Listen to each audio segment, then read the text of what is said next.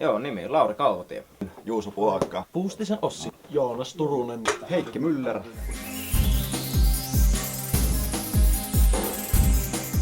Soitan kitaraa ja on pääasiallinen biisien kirjoittaja. Minun käyttötarkoituksena on semmonen ihan vaan perus juntti-idiootti. Juon kaikkien kaljat ja käyn ehkä välillä vähän keikalla ja soittelen näiden kanssa ja huutelen itse asiassa. Minä soitan bassoa. Soittelen toista kitaraa. Soitan kosketin soittimia.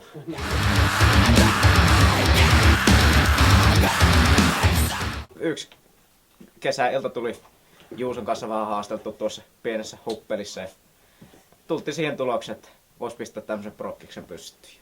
Siitäpä taas sitten lähtenyt oikeastaan vyörymään.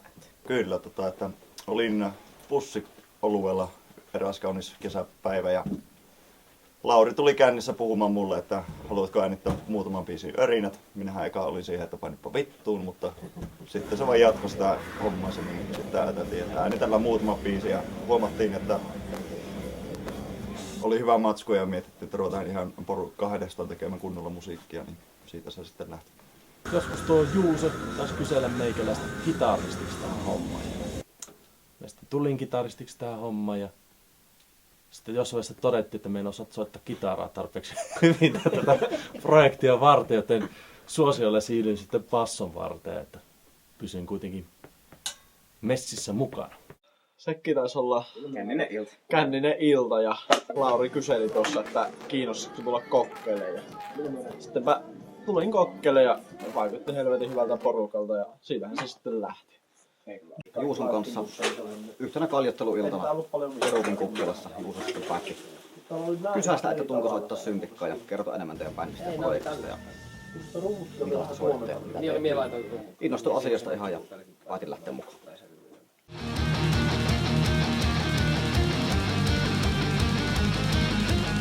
No siis Snow White Poison Partyssa olin huutajana joskus aikoinaan Teemu Leikaksen eli meidän rumpalin kanssa ja hetkellä Good Morningin lisäksi soitan bassoa semmoisessa bändissä kuin Kings and Kirosi. Soitan myös koskettimia bändissä nimeltä F-Laser ja muita ei ole tällä hetkellä oikeastaan. Olen soittanut tämmöisessä lieksalaisessa nu metal bändissä aikanaan Pony.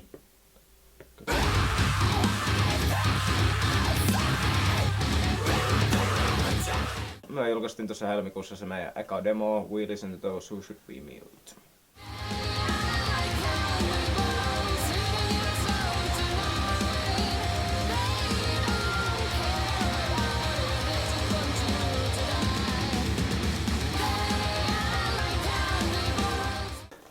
Kalja oli hyvä.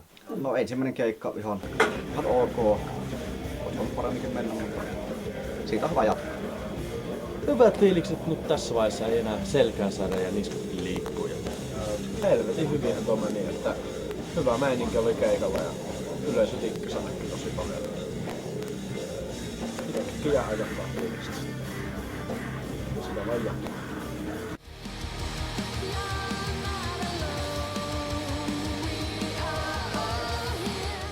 Tarkoitus olisi ensi vuoden puolella aloittaa täyspitkän tekeminen, ehkä julkaista uusi demo ennen sitä.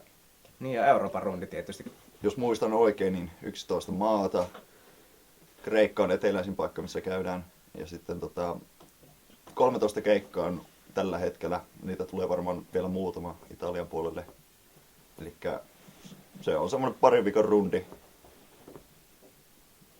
Pidetään hauskaa, juodaan kaljaa, heitetään hyvät keikat ja istutaan painisuuden alla.